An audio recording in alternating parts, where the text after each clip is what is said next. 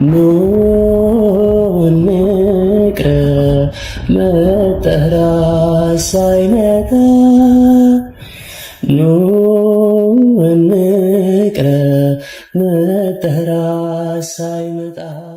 ዘዋሪና ሐሜተኛ ሚስጥርን ይገልጣል። ከንፈሩን የሚያሞጠሙጥ ሰውን አትገናኝ። ምሳሌ 20 ከቁጥር 19።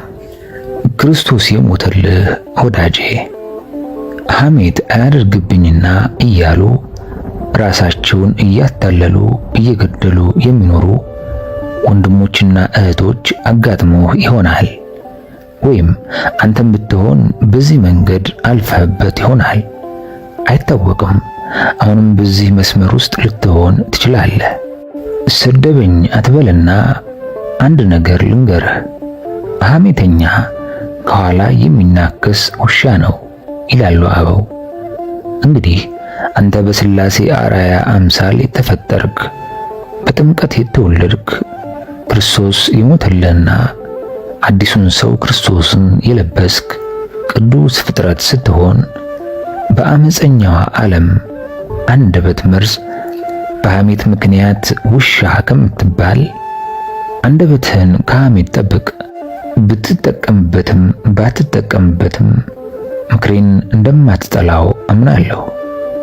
ከተቀበልከውም የመጽሐፍትን ቃል ላሰማህ። እንግዲህ የወንድማችንን ሥጋ ድምፅ በሌለው መሳሪያ እየቆረጥን ብንበላና ደሙንስ በረቂቅ ጽዋ ብንጠጣ ጥማችን ምንድን ነው? በመካከላችን በሚገኝበት ጊዜ ወዳጅ ፍቅረኛ እናደርገዋለን። ከኛ ተለይቶ በሄደ ጊዜ ግን በስውር እናመዋለን። እንዳይሰማብንም አድርገን ልንነቅፈው እንቻኮላለንና አንተ ግብዝ አስቀድሞ በአንተ ዓይን ውስጥ ያለውን ጉድፍ አውጣና ከዚያ በኋላ በወንድም ዓይን ላይ ያለውን ጉድፍ ትመለከታለህ ያለውን የወንጌል ቃል ለምን አንመለከትም? ሲያሙት የተዋረደ ሲያመሰግኑት የከበረ እርሱ ማን ነው?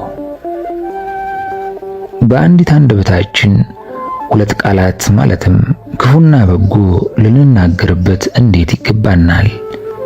ይልቁንም አንደበታችን የእርሱ በገና የምስጋና መሳሪያ ናትና በየጊዜው ምስጋና እናቅርብለት ተብሎ ተጽፏልና።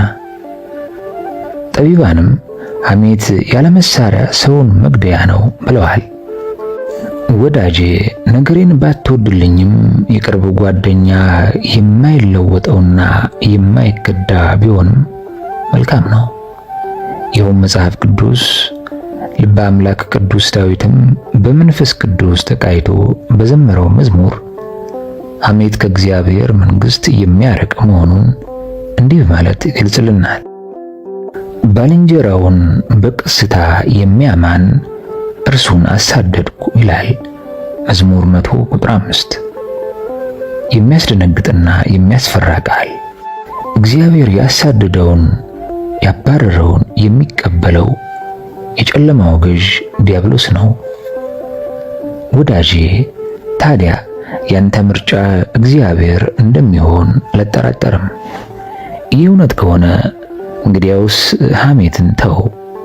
ወዳጄ መቼም አንድ ጥያቄ በልቦና ውስጥ እንደሚመላለስ እርግጠኛ ነኝ። ይኸውም ወንድሜ በፊቴ ሰውን ቢያማ ተው ልበለው ወይስ ልንቀፈው የሚል ነው።